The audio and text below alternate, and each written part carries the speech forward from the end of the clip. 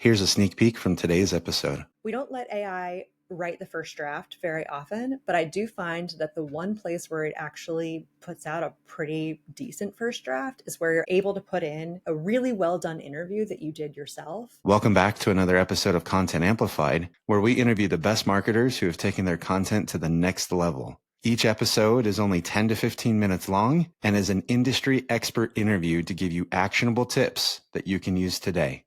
Enjoy the episode.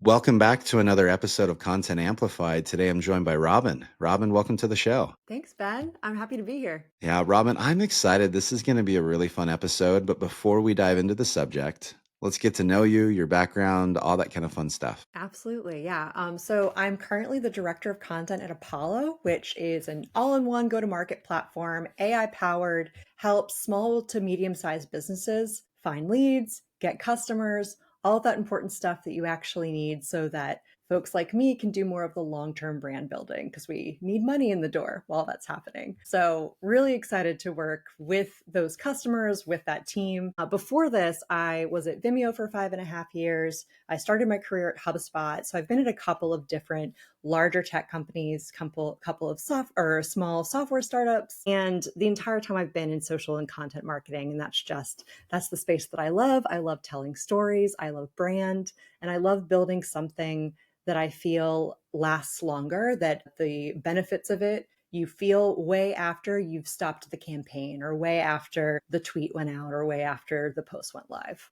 And if you haven't heard of Apollo, you're hiding under a rock. So, everyone's got to have heard about it. So great job on everything you're doing there. That's amazing. Robyn, today we're going to talk about something that I think everyone's trying to figure out nowadays. We're going to talk about artificial intelligence, but more specifically, when and what it's really powerful for, and maybe what it can kind of free us up to spend more time on. So the first question I have is, where are you using AI? Where are you finding it most effective for you and your team? Yeah, it's a great question. I heard the groan from the audience as we said artificial intelligence. No, I'm just kidding. I'm using it in a lot of places, and I feel like I'm very much in a place right now where I am throwing lots of things at the wall to see what sticks. And I think a lot of marketers are there. I'm in a learning phase, right? I feel like every workflow that I have built up and perfected over the years, I need to re-examine with a different lens. So the ways that we're using it right now, we're definitely using it for research. So a lot of what we're using it for is to take we have so much data at our fingertips as marketers, right? So to take large sets of data, either from SparkToro, from Gong conversations, straight from Salesforce, and feed it into ChatGPT or Claude or Notion AI or whatever we're using at the time, and ask it to help us create better personas, to create better ideas for content, to figure out who is influential to these folks, where can we actually reach them, to also help with analytics. We're doing a lot of repurposing with it. So putting content that's already what I like to call content IP. Like, we've spent a lot of time on that intellectual property. We've run interviews, we've done surveys, like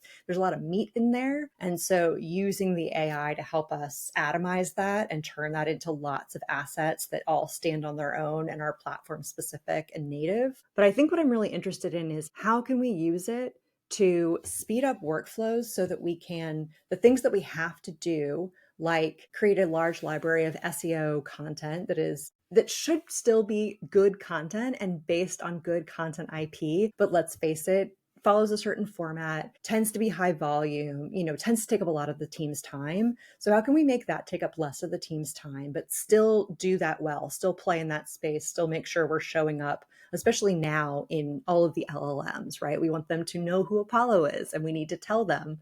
So how can we do that and also free up more time for what I've been calling personality-driven marketing, and really focus on the creators, our internal experts, different points of view and opinions, really true thought leadership. I hate the term thought leadership because I think it's thrown around a lot and not defined, but I do feel like this kind of shift to what do people think and what is their unique perspective on the situation that you can't actually find by just surveying the internet is true thought leadership. And I'm really excited that that's kind of having its heyday. Yeah, absolutely. So on the thought leadership side, it's freeing up more time to do that. With everything going on with the current state of social media, and like you talked about, like SEO and LLMs and the way that people are consuming content, how is thought leadership working for you? How are you finding good ways of telling people's stories, of finding people to talk to, and the right ways of sharing those? What's kind of working for you? Yeah, that's a really great question. I think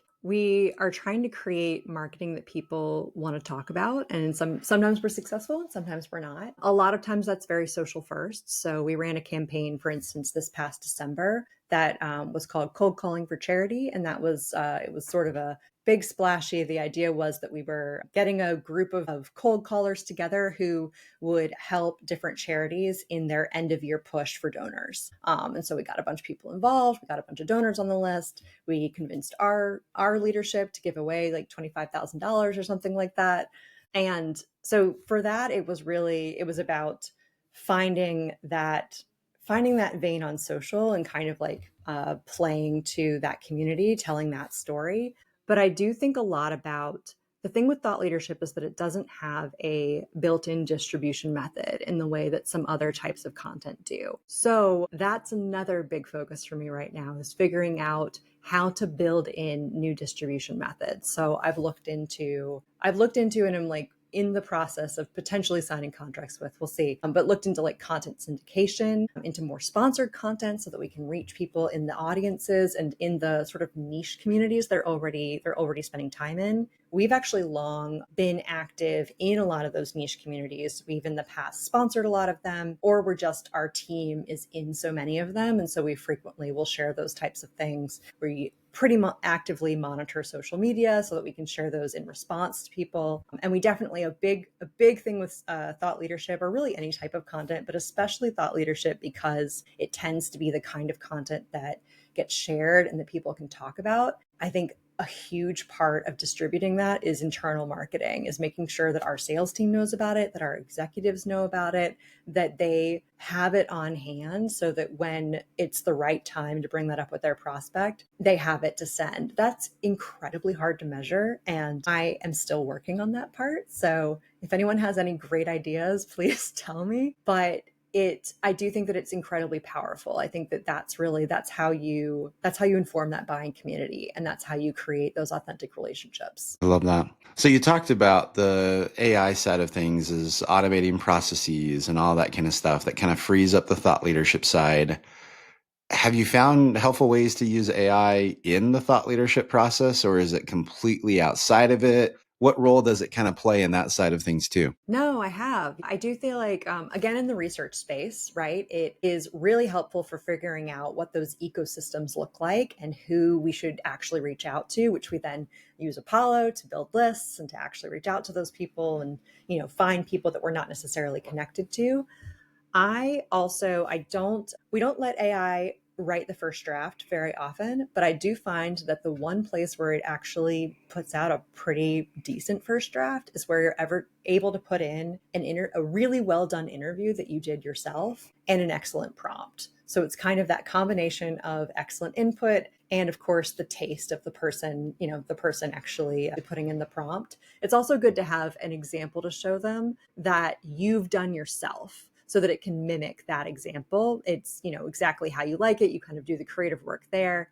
But I found that that's really powerful. And we've done a lot of our ghostwriting has become a little bit easier that way. We're able to write more point of view pieces. We're even putting some customer stories through that. Obviously, our team still touches a lot of it, but in that case, the creative work is kind of done in the interview process, right? It's done in that process of extracting the nuggets of wisdom and the stories. And then we're just using AI to help us format it into something that's super easy to scan, skim, and read in the way that people read on the internet. I love it. So when it comes to helping your team, you talked about the really good prompt. I kind of want to click into this because I think this is an underutilized skill and I think people are trying to figure it out.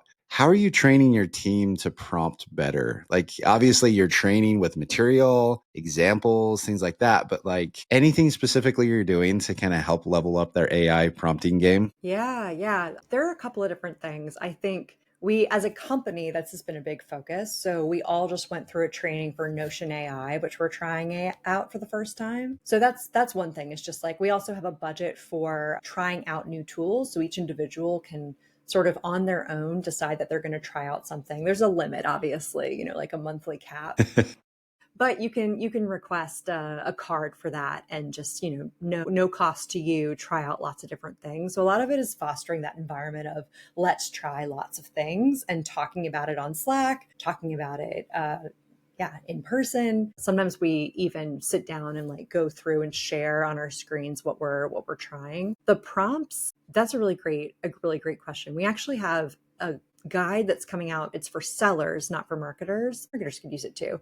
We have a guide that's coming out in a couple of weeks, and we just published a piece of it on the magazine, actually. The guide is all about using AI in the sales Mm. process, but the piece that we just published was specifically about prompting, and it's about how you can really break it down into, there are several parts of the prompt. You have to tell the AI who it is, who you want it to act as, who you are, what you're trying to do, feed it the information that it needs, and then also be really clear about the output that you want. I think that that's the piece that a lot of people miss. And then whatever comes out is just not exactly what you're thinking. The more templates that you can create on your own to feed it, the better. But I think a lot of the training is just that. It's us trying and failing and then sharing what we're trying and failing to do, or trying and succeeding to do. And something that we're trying to put together right now actually is sort of a prompt library internally for our different teams. So one of the things I'm really excited about for this actually is, for instance, we have a content style guide. Most teams do. It's in Notion for us, and it's available across the company, so anybody who's creating content can use it. We send it out to our freelancers. Something that I am working on adding to that are different prompts that you can use our voice to pull up different things that we do and don't do, to tap into the right libraries, and just to in general help make it easier for other people to write well. That's fascinating. Yeah, I'm curious. What are your thoughts on this? I think everyone has brand guidelines, and I love how you're using like this material for your external resource and stuff. Are you going to give these prompts too? Like, it sounds like you give them to external resources. Would you ever see that like on your website saying, if you're going to talk about Apollo, here are the prompts that are going to give you the best answers about us? Like, are you ever thinking about exposing that even further? Oh, that's a good question. I had not thought about that. I'm thinking about it now. I'm not sure is the answer, because you're right. When we're working with external folks, we're usually, it's not that I have a bias against them using AI in the process, but usually the reason that we're either working with them on a partnership basis or paying them in other cases is because we want them to be doing the strategic and original work, the stuff that we haven't yet had time to do, or we're trying to extract like the actual wisdom from them. So I find that when we're working with external folks or doing interviews, it's actually more that we want to get sort of the raw, like, what do you think out of them before they put it through AI? Yeah, so that we can put it through AI and create those things on our side, or not put it through AI, right? Like, or just, write the old fashioned way, which is actually still Yeah. a lot of what we do, to Yeah. be honest. But yeah, so that's a really good question. I don't have a great answer to that just yet. But I do think it's helpful internally, mostly because I know people are doing this anyway. And frankly, only way to create a culture of content across the entire company is to empower everybody to create content. So we do want to make that easier. But yeah, I think good AI usage comes down to good inputs, but also good taste. And it's that second part that, unfortunately, you have to have done the thing well on your own without AI to really know what works and doesn't work. The same way, before you break grammar rules, you need to know the grammar rules. And so that's why I feel like it's usually easier for the content team to do the AI piece if we're creating something for the magazine for our purposes. I That love was a that. really And I long love that answer. whole statement right there. The idea that AI can only augment what you already know. Like, Yes. it's really difficult for it to replace something that you're not sufficient in, because you don't have any idea what the output should look like in the first place. Exactly. And I do wonder if, I mean, AI is changing so quickly that that might not be true in 6 months. That would be really exciting to see if in 6 months I can do something that I don't know how to do now. Like can it write Python scripts for me? I don't know Python. I don't know how to judge the output. Can it edit a video for me? I can do a little bit of that, but I'm not very good at it. Don't tell my former colleagues at Vimeo, but I do think that Yeah. that's probably where we're headed. But certainly right now, you really need to have the taste piece. And I think even in the future, you have to have the taste, but now you have to have the taste and the knowledge of what the skills are supposed to look like. Yeah. I said that I weird, love but that. yeah.